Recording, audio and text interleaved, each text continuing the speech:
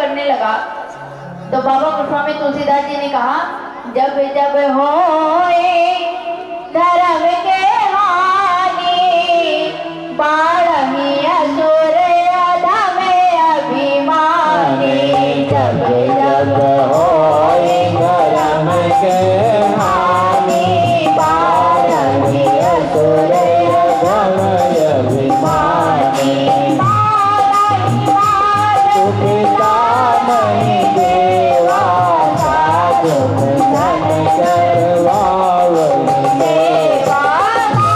नहीं मात पिता नहीं देवा साधु धन करवावई देवा।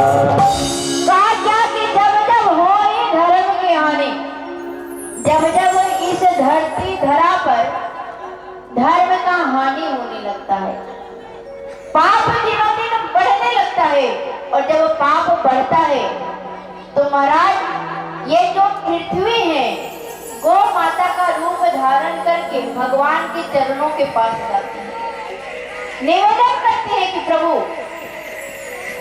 अब मेरे अंदर जो क्षमता है सहने का वो क्षमता घट गया है, इसलिए आप मेरे ऊपर कृपा करो, मेरे पाप को हरने के लिए पृथ्वी लोक पर आप अवतरित होकर आओ। तो महाराज ये पता कैसे चलेगा कि धर्म का हानि होने लगा? बोले माँ नहीं मात पिता नहीं देवा साधु शन करेवा वही सेवा।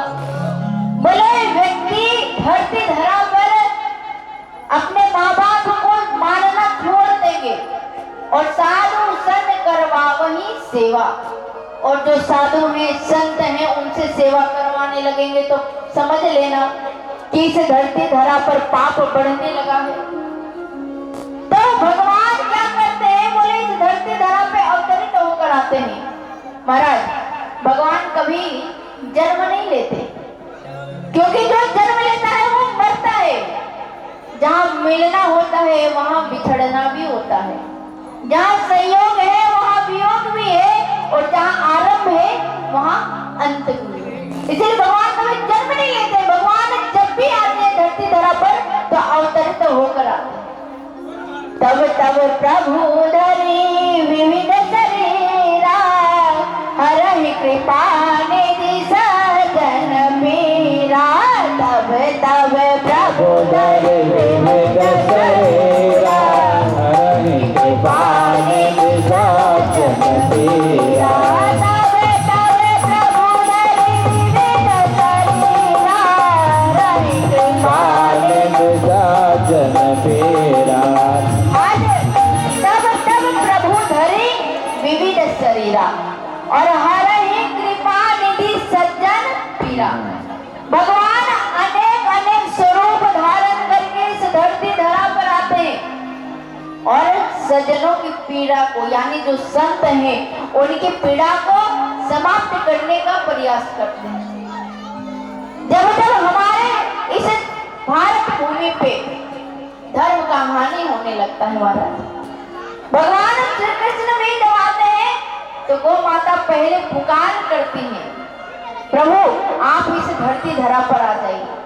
भगवान कहते आऊंगा तो सही, लेकिन आने से पहले जो मेरे दूत हैं वो जाएंगे तब मैं आऊंगा, क्योंकि डायरेक्ट मालिक नहीं आता महाराज, मालिक से पहले उनके जो सेवक है वो आते हैं। भाई तो पता कैसे चले कि इनके पास आएंगे? तो देवकी जी के गर्भ से आज भगवान आने का प्रबंध कर रहे हैं।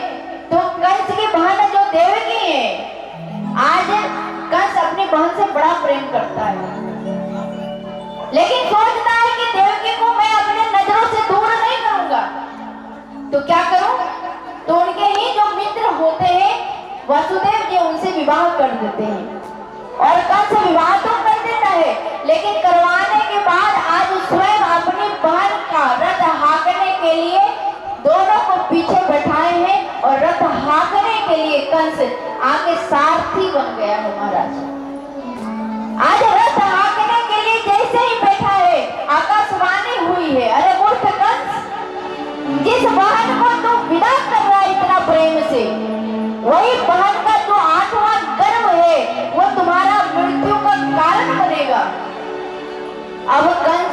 जैसे ही सुना महाराज। संत कहते हैं कि जैसे कोई सियार अपने ऊपर रंग चढ़ा लेता है शेर बनने के लिए, कंस भी ऐसे ही बहुरूपिया बन गया था। लेकिन जैसे ही आकाशवाणी सुना है, नीचे रथ के नीचे उतरा है और देवकी के बाल को पकड़ के रथ से नीचे घसीटा है और जैसे तलवार निकाला है मारने के लिए, वसुदेव जी ने हाथ जोड़कर कहा कि हे राजन, अगर आपको मेरे 8वें गर्भ से डर है, भय है, तो मैं आपको वचन देता हूँ कि मेरा जो भी संतान होगा मैं आपको लाकर दे दूंगा। एक बार जरा दोनों दूल्हा के प्रेम से बोलेंगे राधे राधे राधे राधे। कंस मान गया महाराज। देवकी जी और वासुदेव जी को जेल में बंद कर दिया गया और कारागृह में सबसे पहले जब देवकी जी का पहला संतान हुआ तो वासुदेव जी अपने संतान को लेके राजा कंस के पास पहुंचे, हाथों में दे दिए। और जब कंस ने उस नन्हे से शिशु को देखा तो मन में दया आ गया। शिशु को वापस देते हुए कहा है कि वासुदेव, ये जो पुत्र है तुम्हारा प्रथम है, मुझे तो भय 8वां संतान से है। लेकिन जैसे ही वासुदेव जी के हाथ में पुत्र को रखा, नारद जी वहीं आ गए महाराज। और नारद जी ने अष्टकमल पुष्प को लेकर कंस को समझाया है, जिसमें 8 पंखुड़ी है। कहा कि देखो कंस, इस अष्टकमल की पंखुड़ी को गिनोगे तो एक भी 8वां होगा, 2 भी 8वां हो सकता है और 8वां भी 8वां हो सकता है। जिधर से भी गिनोगे तो किसी भी पंखुड़ी पे 8वां नंबर गिर सकता है। कंस ने कहा तो नारद जी मैं क्या करूं? बोले अरे इसे छोड़ना मत, हो सकता है यही तुम्हारा काल हो। और कहते हैं विनाश काले विपरीत बुद्धि। कंस को लगा अरे ये कहीं 8वां हो गया तो मैं तो मरा जाऊंगा। और देवकी के पुत्र को लेकर कंस दीवार पे इतना जोर से धड़ाम से मारा महाराज कि उस शिशु का प्राण उड़ गया, सारे और कांप गया है। देवकी जी को लगा मेरे संतान को मेरे ही भाई ने मार डाला। कोई बात नहीं, रोने लगे। वसुदेव जी समझाएंगे।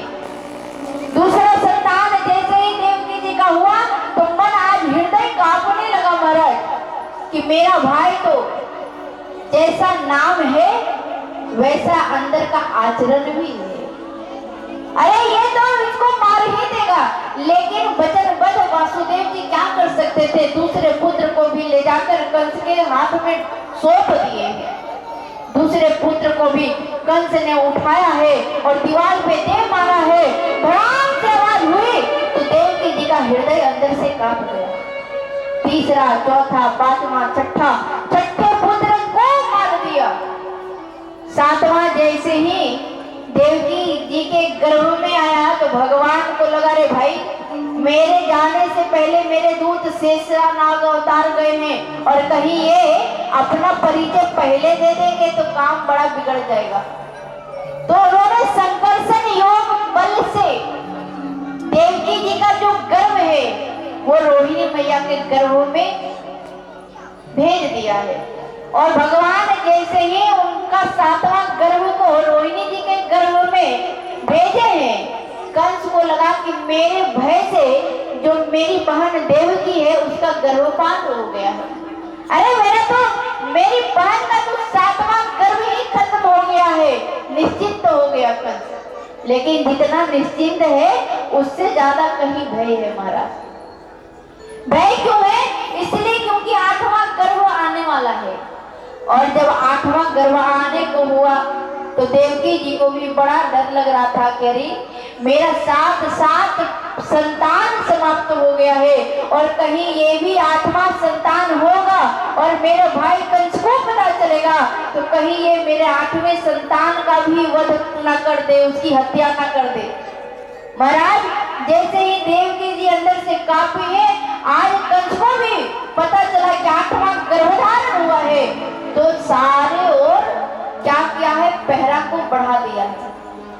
और जब पहरा को बढ़ाया है तो आज वसुदेव बलदेव जी बस भगवान से हाथ जोड़कर बस यही निवेदन कर रहे हैं कि प्रभु आप जब भी आओ तो भाई अपनी व्यवस्था करके आओ।